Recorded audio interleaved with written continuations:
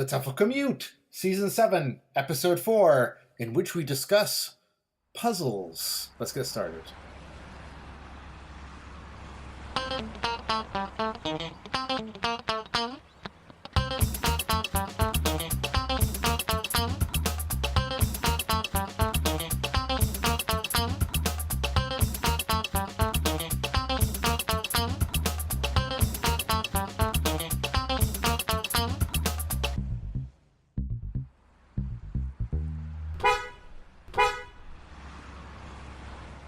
Hi, Lindsay. How you doing? Shaun, how are you? Good to actually, I was going to say good to see you.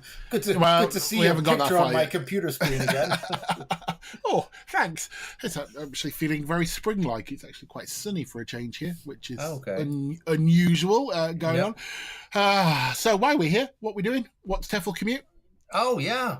Well, why don't you tell us all what TEFL Commute is? I always say the usual tagline, which I'll say again, but then why don't you give us a bit more detail? Go on. So the tagline is the TEFL Commute is a podcast for language teachers. That's not about language teaching, but the topic does come up. And as I usually say, I'm sure it will today.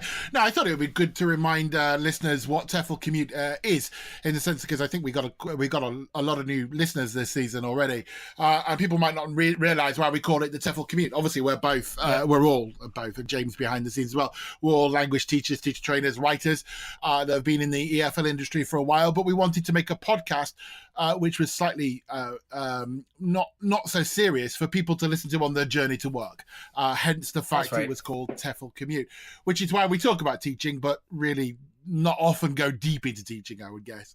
It's also why we make a completely arbitrary decision on how long we think someone's commute to work is.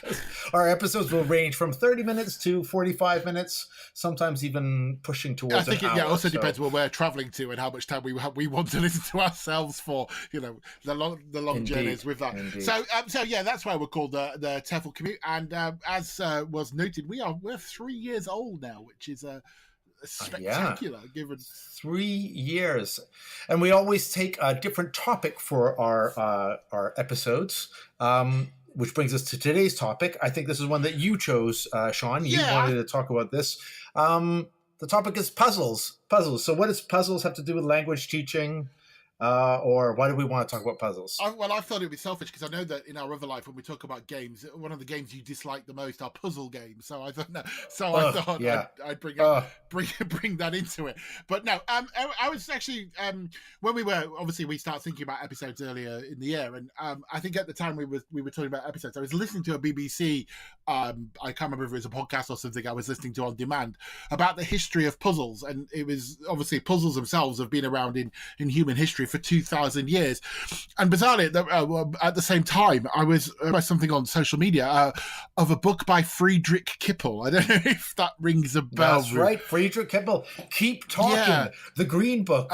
It was a Green Book. I wonder if it's been redone. Probably has. It was one of the one I have is like mine's really old, battered one. It was one of the first books I ever came across in teaching, and for some reason I had this kind of moment of an activity called Baker Street. And if I'm right, is it 103 Baker Street? I'll need to look. And it was one of these logic puzzles, and so this whole kind of thing made me think how much we use puzzles in language teaching. So I thought it'd be quite interesting to look at. And by puzzles, I don't mean jigsaw puzzles here. I mean, I'm looking at things like logic puzzles. We'll talk about that in a moment. Yeah. But 103 Baker Street. And the reason why I remember it is because I could never remember the damn answer, and it was like, but was it one of those ones where you had to like put the people in the right houses? Absolutely, who lived at these houses, and you got like, if John lives next door to Bob, who lives 2 doors down from I'll see if I can remember. Let's see if we can find the actual exercise and quote bits of it on the website. So it's one of those logic puzzles you had to work out with it, and it's kind of I'm never sure now why I kept giving it to students. I think it was kind of one of those things I pulled out in a substitute, a standby lesson. When you're covering for a teacher, you think, oh yeah, like 20 minutes. Yeah. It's like with the strong pedagogical reason of this will kill 20 minutes. It's kind of, totally. So what's your thoughts on puzzles? Okay, my mind immediately went to crossword puzzles, which I think we'll come back to in a moment. But I suppose, there's a list. What kind of puzzles do we think about? Obviously, there was crossword puzzles.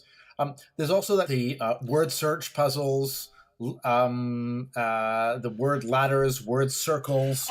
Are those puzzles?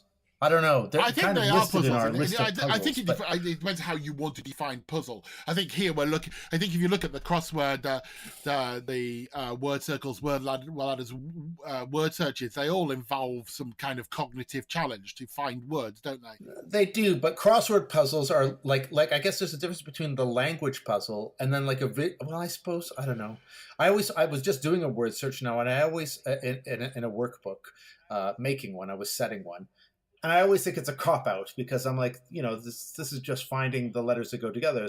There's nothing about meaning or, I mean, it's form based, but if you provide the words as well, which they do in sometimes like younger material, there's the words. I suppose the best is if you have the pictures and then you have to find the words. I can't. I've never been a word search fan. They seem to be, they fall into kill time activities for me. That's true. Although I did see one teacher do a word search in a way, and I'm going to recommend this to all our listeners if you're doing it. If you are on the fence about word searches, partly because, you're just giving a photocopy of a worksheet or a word search thing and everyone just sits and does it kind of absentmindedly.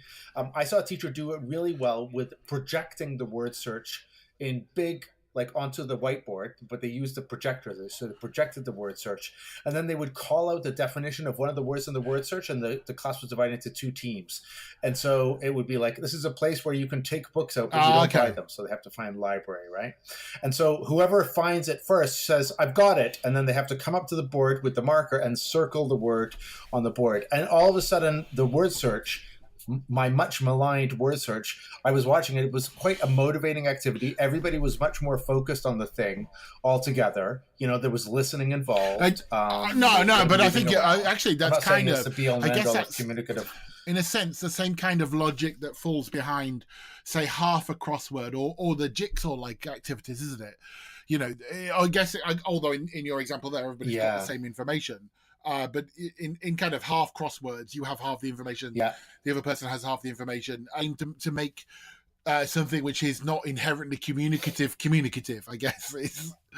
Yes. Well, let me then explain, just in case people are wondering, like the crossword and half a crossword. I'm sure most people know it, but if you don't, if for some reason you've come across this episode and you're not a language teacher, or you just started recently, you may not have come across the half crossword puzzle. I think this is I think one of the great classic information gap activities, and it's so easy for us to make. You take a crossword puzzle, and one person has each person has the same grid, right? So you have the same grid with the same across and downwards, but one person has the list of the downwards and the other person has the list of the across words, and so they're almost like they're written into their crossword, and then I have to give you the clues for the down ones and you have to give me the clues for the across words. Did I explain that right? Does that make sense? Yeah, I think so, yeah. What you didn't sell was how you could make that last for a good 90 minutes, by people writing the clues in groups, checking the language, regrouping people, pairing people. Oh, my gosh.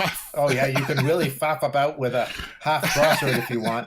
You could even start off by they have to cut them in half, the page which has the two half crosswords on it. Yeah. Is that Peter Watson Jones? Is that him? Was it a book called Grammar Games and Vocab Games? I seem to recall that. Peter Watson Jones did a book called Pair Work, and that was famous for having half crosswords in it. I think at least two or three. They're good to. I guess as a writer, have you made many of those in your course book history? Oh my gosh, let me count the ways.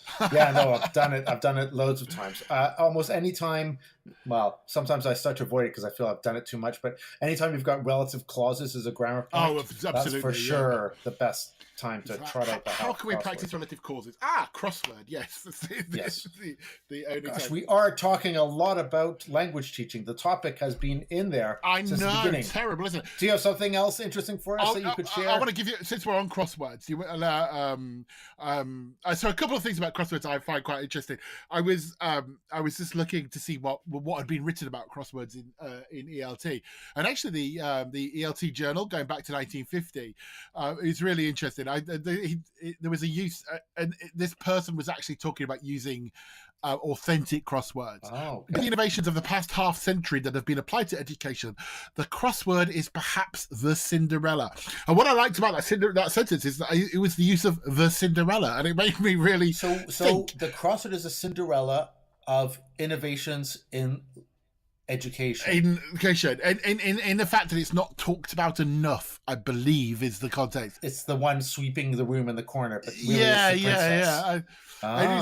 It was, and it's a really interesting article because, of course, being in 1950, he lists problems of using crosswords, not just the linguistic issues of using an authentic crossword with students, but the fact that they're difficult to copy onto the blackboard. And there is, I've forgotten the word, and he was talking about the cyclotopic, that, before photocopying, this kind of old machine where you I don't know, and you put the paper on it and span the wheel round, and it gave you very basic photocopies. So he's talking about that, and I thought that was quite interesting. Just the way that we've changed. That obviously now these, you were even yourself, they were talking about projecting it and all those kind of things. As a cryptic crossword, Americans aren't very. I know you're Canadian, but cryptic crosswords. I used to love cryptic crosswords. I used to love them, but I could only do certain ones because I got to know who the crossword setter was. But... Yeah, you always have to. I always had my favorites in the Observer. There's some that you can't do, and you got to.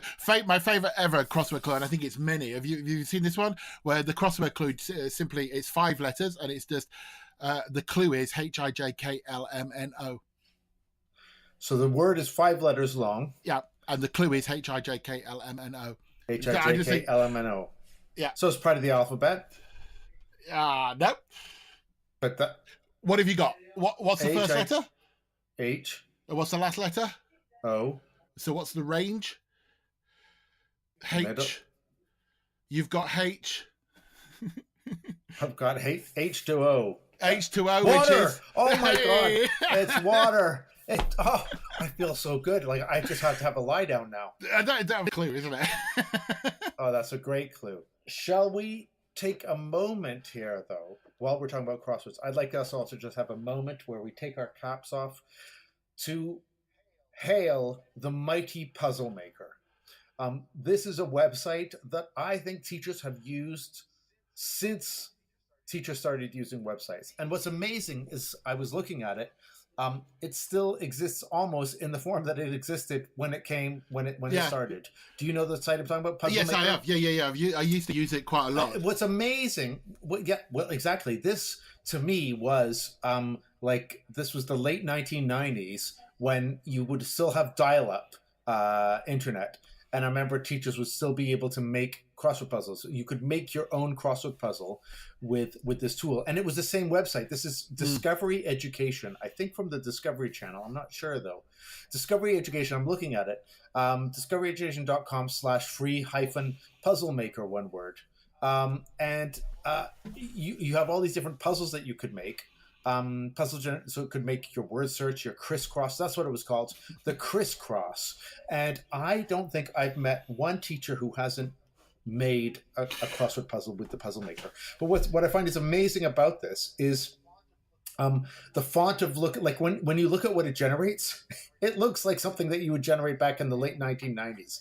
And the website looks like a late 1990s website. I'm so surprised that they haven't come up with, well, if they have, you can let us know, listeners, of like a really slick, more modern style website that makes. But on the other hand, it's interesting because, as you say, that site's been there for years, and we've got into that phase now on, especially in ed tech, where people are like, this is a great site for, and Puzzle Maker's kind of slipped under the radar a little bit, hasn't it? I mean, people have gone perhaps for more bells and whistle sites, but it was a fabulous site. Yeah, it is. But I think the new Puzzle Maker now would be something like Kahoot. Wherever I go, everyone's talking about, oh, I've got a Kahoot. I use Kahoot. I love Kahoot. So. Okay, you love Kahoot. Let's go. So, well, I know. I'm saying that's what they say. Okay, I'm must have Kahoot fan. So, Lindsay. Yes. A cowboy rode into town on Friday, stayed 3 days, and left on Friday. How is that possible? Give me a second to think on that. Why don't we have a little break from our producer, James, while I think about the answer to that one?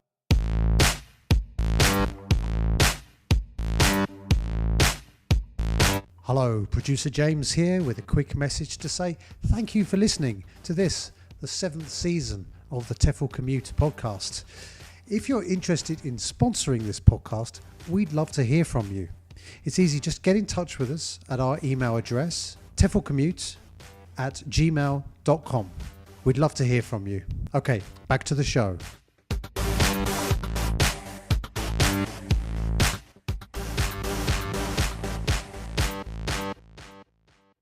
And during the break, you undoubtedly Googled, yeah? No, I didn't actually. During the break, I got up and I did a couple of other things that I meant to Google. And so I'm back again. I'm looking at the cow. Oh, so you tell me it again. A cowboy rode into town on Friday, stayed 3 days, and left on Friday. How is that possible? So he would have left before. Like there's 4 days missing, yeah?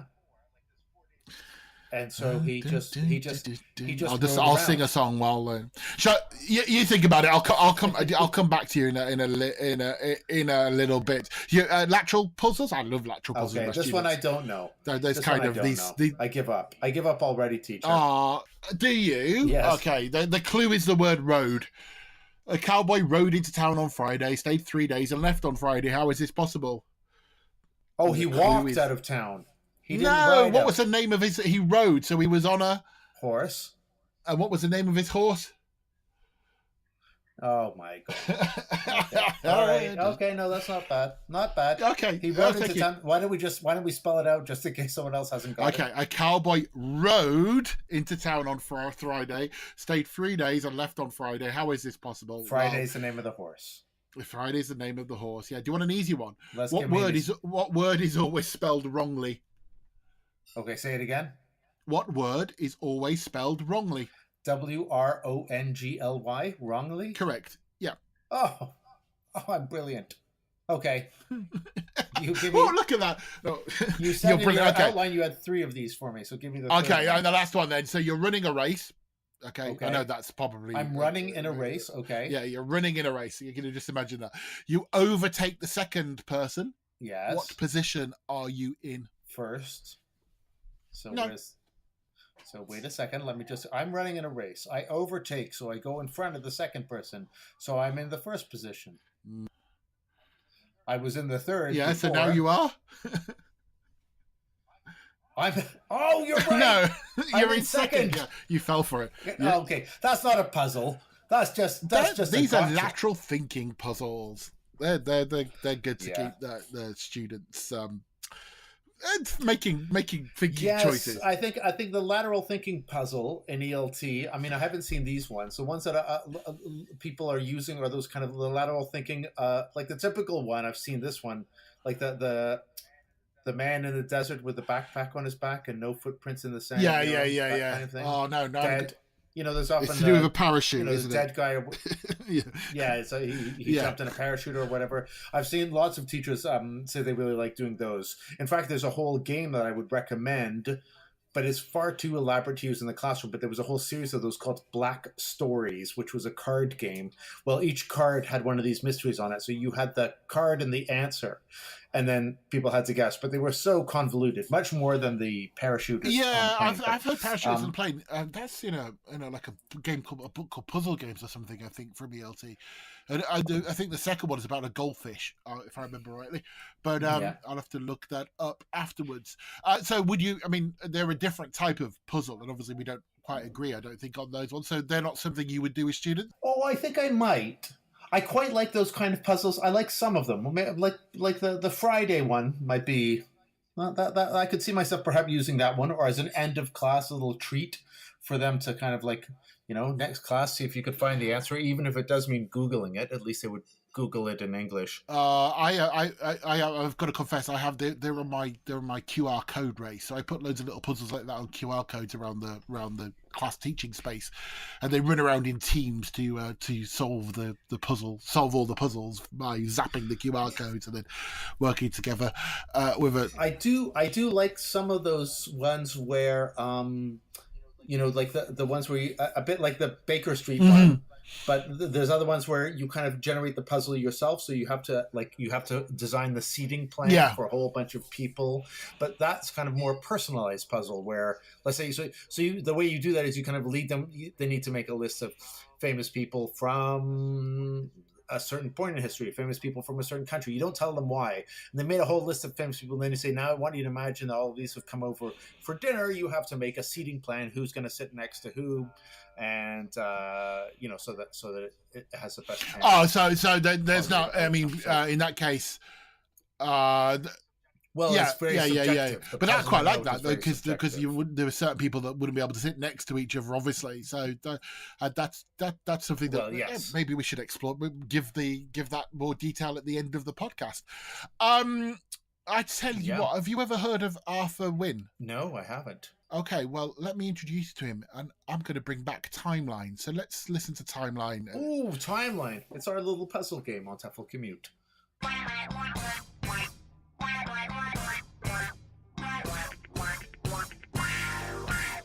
Welcome to Timeline, the TEFL Commute's on-the-move game for teachers.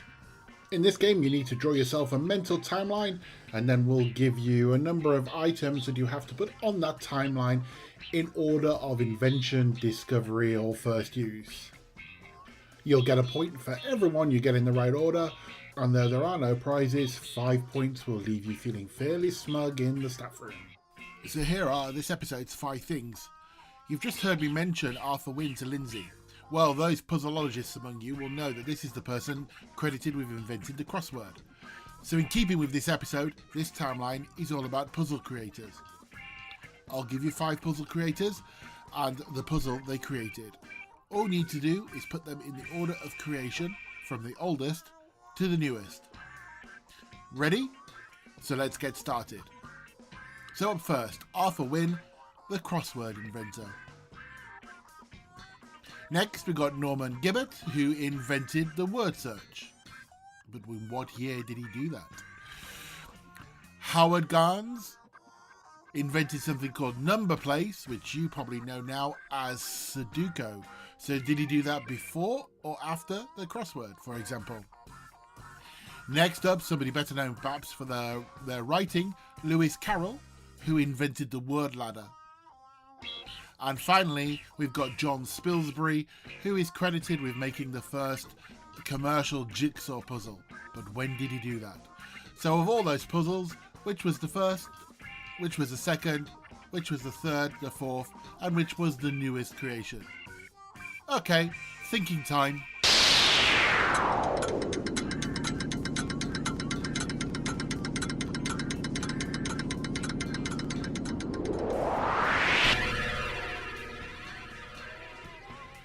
Okay, thinking time's over. Have you got the answers? Do you know which order they're going? Let's find out. Remember, 1 point for each one you get in the correct place on your timeline.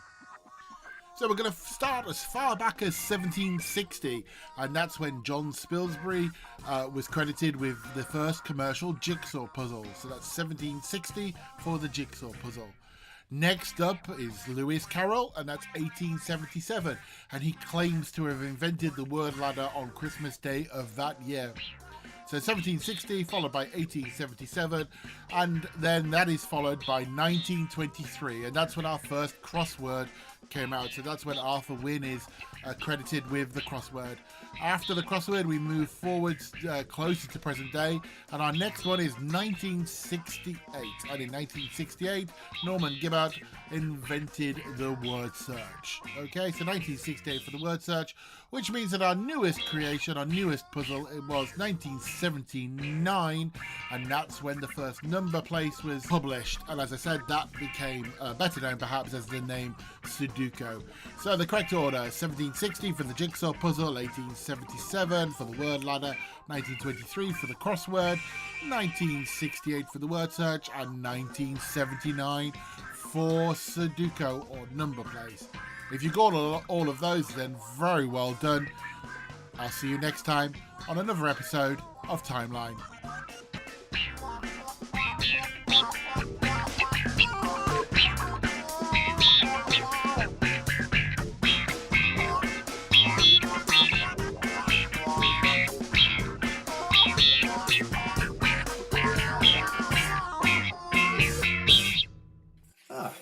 Three more things that I learned during this podcast. Okay, so I mean, yeah, so Arthur Wynne, I mean, obviously the person that this podcast is probably about, given he invented the crossword. I was just thinking as we go into this kind of, I guess, into our last little bit of this podcast, I would talk to the beginning about Baker Street being a great way of killing time. And it reminded me of something from another, I think, stalwart book of my early teaching days, which was 5-Minute Activities. Penny and Andrew Wright. Yeah. And I saw Penny many years ago when I was a young teacher on stage talking about what she called pointless busyness. In other words, activities that keep students happy, but they don't have there's not a great outcome. Game or they're not helping their language. And she used Hangman for that, and I never used Hangman again ever, because obviously you spend all this time doing Hangman, but at the end of it, they've only ever spelt out one word. You can see what she's talking about. But I was reminded of that before, so I was just thinking, let's talk about teaching. What might be some of the reasons why we choose to use puzzles with our students? I mean, obviously, you're making a word search. I mean, you talked about the word search before, so I presume that would be because it's vocabulary practice, yeah? Yeah, so we could take turns doing this. I think you could do it for like acquiring new vocabulary or terminology, so that kind of puzzle thing with word searches, crossword puzzles, and so on. But I guess, as you said, it depends on how it's done, whether it practices any more than just recognition or not. I guess. That's true. That's where I get into more the crossword puzzle or the collaborative, half crossword puzzle things. I guess, but all those kind of things will help with spelling. I mean, they're all formed. Yeah. Yes, spelling would definitely be something like that. I suppose back in the day, well, although it would still be true now, although we don't have class sets of dictionaries as much, puzzles can be used for practicing dictionary search. Oh, or pronunciation. Yeah. Oh, the old days of class sets of dictionaries. Oh my gosh. Oh, yeah. Oh, for the old days. Now it's just pull it up on your phone, eh? I mean, the lateral puzzles and things like that. I mean, even to a sense with crossword puzzles, there's a certain amount of critical thinking involved. And I think we talk a lot about critical thinking. Critical thinking, also developing logical thinking for your logic stuff. And I think it's all about, if you're talking about critical thinking, we're talking about making inferences, drawing conclusions, giving rationale for conclusions. You got all our kind of 21st century buzzword stuff, thinking outside the box, etc. Absolutely. So it's actually, there are quite a lot. I mean, if you do the research on the internet, then you'll see, I think there is a lot about the use of puzzles in cognitive development, full stop, not just in ELT, just as cognitive development.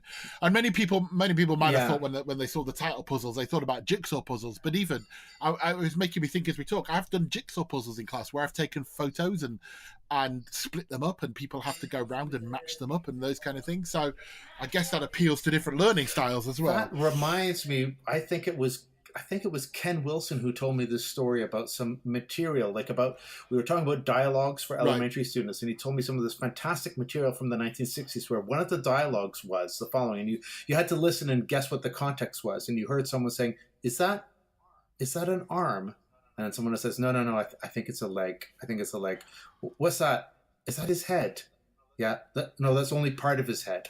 And then you finally realize at the end that they're talking about doing a jigsaw puzzle together. But it was a fantastic example of how creative you could get with a very simple sort of and out of context. I mean, obviously, we're going into that. We knew there was going to be puzzles, but that's quite interesting out of context with it. Right here. Anyway, you see, there was a lot to talk about with puzzles. I think where do we come? I think we come down that puzzles are okay. Yeah, we're giving puzzles a thumbs up on the TEFL Commute. Puzzles as part of thumbs up. Thumbs up. Assuming thumbs up is a culturally acceptable symbol where you come from. All right. Yes. Well, indeed. I think that on that note, I think we could probably then call it a satisfying episode. We've resolved our. Have we solved I think puzzle? We've had a number of puzzles that we've put into it. Yes, I think we have, and we've even covered a bit of fairy tales with Cinderella. Right, I suspect we should go then and leave people. Yeah, thank you to everybody for listening. Yes, thank you very much. Remember, if you've got a comment or you want to get involved in TEFL Commute, you can always find us on our Facebook page, which of course is TEFL Commute, or you can find us on the website teflcommute.com. I'll leave you there, and I'll see you next time, everyone. Bye for now. Bye-bye.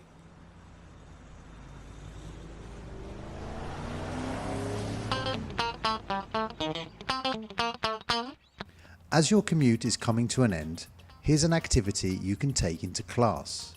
In the podcast, we revealed that the word ladder puzzle was created by Lewis Carroll. A word ladder is where you have a starting word and an ending word of equal length. Changing one letter at a time, you have to move from the starting word to the ending word. So if we start with cat and have to get to dog, we can go cat, cot, dot, dog. Thus, our ladder would have 2 steps. While the internet is full of examples you could use with students, it is more fun for the students to create them for each other. Give the cat-dog example to your class and then put them in small groups. Tell them they are to create a word ladder puzzle for their classmates. Encourage them to work together to make a ladder using both you and dictionaries as resources. When each group has created at least one ladder, share the puzzles for each group to try. This can be an ongoing project covering the whole year. After starting it in class, students can make puzzles that are then displayed on the classroom walls, on the school's website or social media to bring them to a wider audience. You can read the instructions for this activity and much more on our website teflcommute.com. You've been listening to the TEFL Commute, an original podcast produced and presented by Lindsay Clanfield, Shaun Wilden and James Taylor. Don't miss out on any of the episodes by subscribing to us on Apple Podcasts and by visiting us at teflcommute.com.